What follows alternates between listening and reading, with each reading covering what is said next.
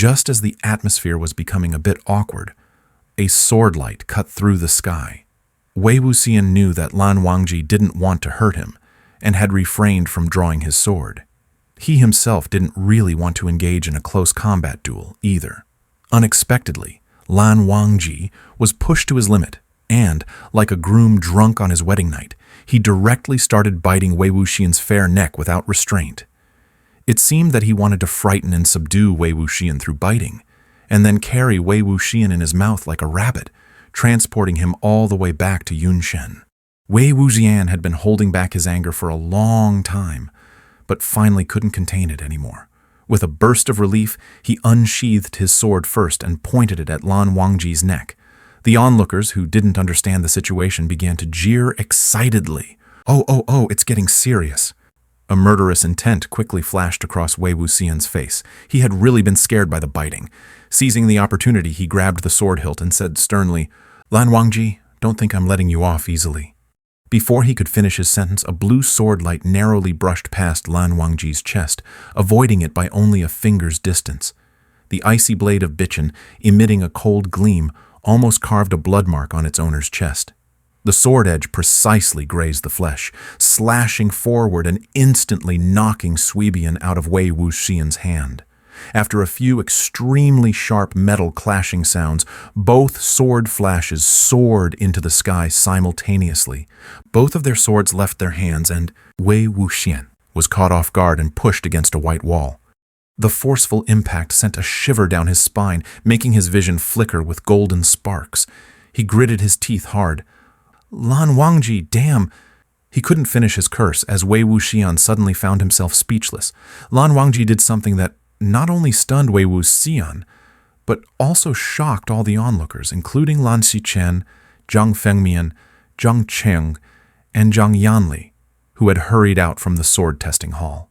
Lan Wangji lowered his head and kissed Wei Wuxian. It was as if all the unspoken emotions and the feelings that couldn't be expressed transformed into a simple kiss, gently delivered to the other's heart through the touch of their lips. The kiss that landed on Wei Wuxian's lips began with an overwhelming force, meant to silence all his protests and resolve.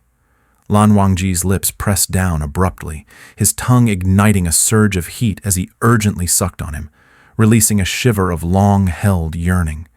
After forcing his heartbeat to calm down, holding his breath for a moment, it was followed by the tenderest of traces, with delicate affection blossoming from the center of their lips, carefully caressing and rubbing against each other. Lan Wangji's kiss collided with Wei Wuxian's astonished and resistant breath, like walking on thin ice, cautious and careful, attempting to dissolve the firm determination not to turn back. Wei Wuxian's eyes widened as Lan Wangji finally pulled away, his pale glassy eyes quietly gazing at him. Behind the serene exterior lay a torrent of emotions, much like the kiss they once shared to convey their mutual feelings. Beneath the calm surface, there lurked traces of heartbreak, expectation, unease, and fear. Wei Wuxian's chest continued to heave. He suddenly seemed to grow angry, grabbing a few inches of fabric from the front of Lan Wangji's robes. Lan Wangji's expression turned incredibly soft, his eyelashes lowered, seemingly prepared to endure Wei Wuxian's retaliatory insult. However, instead of the expected punches and kicks, Wei Wuxian gave him a fierce shove, almost as tough as wrestling. He pushed Lan Wangji back, only to yank him halfway forward again, his furious and unsteady breaths crashing into Lan Wangji's unguarded lips. He forcefully bit down, delivering a harsh kiss, as if to repay the humiliation he had just endured tit for tat without missing a single bit. Lan Wangji was stunned. The whirlwind-like kiss descended and broke off just as rapidly. Wei Wuxian, seemingly stunned by his own peculiar method of revenge, flung Lan Wangji away like a hot potato. He gritted his teeth, trying to mask the sudden surge of panic and regret that struck his heart. In his frustration and embarrassment, he gave Lan Wangji another shove before dashing off like a gust of wind. The loud sound of his black boots echoed steadily on the wooden corridor of Lotus Pier, like a sudden squall, disappearing into the distance. It was only then that the people around realized that Wei Wuxian had fled. Their usually intimidating senior brother, who never knew what it felt like to be bullied, had fled after being forcefully kissed by Lan Wangji. A naive junior disciple, not understanding the situation, asked, "Are they not going to fight anymore?" As soon as the words left his mouth, he got smacked and, clutching his head, looked about to cry. He was then surrounded by his senior brothers and beaten up. "If you don't understand, keep your mouth shut. No one will mistake you for being mute if you stay silent." Exactly, ruining the atmosphere. After soaking in the thrilling and captivating mix of love and hate, ambiguity and tension, more riveting than any street novella, the group finally loosened their grip on the junior disciple and began their free-for-all discussion. One person said, "I thought senior brother was going to hit.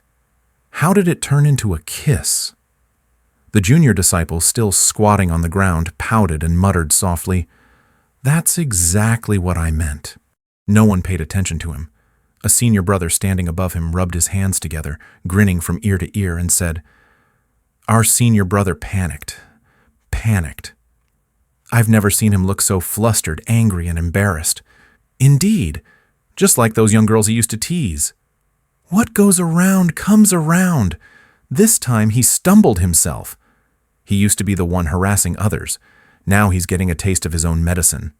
This is what they call one thing overcomes another. He deserves to be our brother-in-law."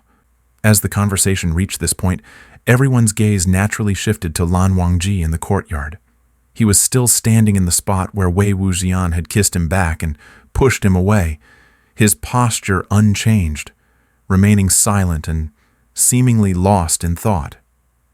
Second young master Lan may look refined and genteel, but who would have thought he could do something like forcibly kissing our senior brother in public? Truly, you can't judge a book by its cover. Our brother-in-law really has no way with our senior brother. It's been half a month and he can't even manage to hold his hand. He's getting anxious. Is senior brother shy or what? Why did he run away again? No idea. Let's go check his room. This group of people who loved to stir things up pushed and shoved each other and jostled their way to Wei Wuxian's room. After returning from the sword trial hall, Wei Wuxian had locked himself in his room. The group thought he was throwing a tantrum and would come out soon. Unexpectedly, he stayed inside for half a day and refused to see anyone. Even when Lan Wangji came to knock on his door, there was no response. Senior brother's feelings are as hard to figure out as a young girl's. Kissed and then ran away, it's so awkward. Could it be that he's angry with himself for losing control in the moment, after setting up this whole show only to back out at the last minute? These words hit the nail on the head regarding Wei Wuxian's feelings. He was leaning in a corner of his room, holding a small bottle of liquor. After many days, he had once again started drinking out of frustration. He knew that Lan Wangji had been waiting outside his room, knocking several times to try and talk to him. He slapped several seal talismans onto the doorframe, like moths drawn to a flame, to prevent anyone from breaking in. This stalemate continued until evening, and the crowd eventually gave up on their gossip and went to the kitchen, their stomachs growling with hunger. After a long while, he heard a faint sigh outside the door, followed by a small piece of paper being slipped under the doorframe. The paper was meticulously folded, neat and precise. It wasn't until the last footsteps faded away that Wei Wuxian glanced down from his vantage point. Immediately, just as he had countless times before, he grabbed the piece of paper, crumpled it, and tossed it into a large porcelain bowl beside him. An hour later, someone unexpected knocked on his door.